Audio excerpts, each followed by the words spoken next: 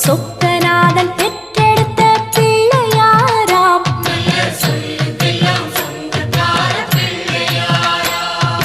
கைலாய மலைய விட்டு தெற்கே வந்தாராம்.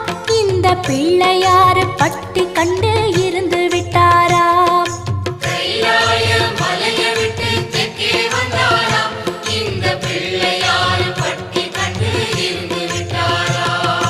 கணபதியார் வந்தாரம்மா, நம்ம உறவாக நின்னாரம்மா.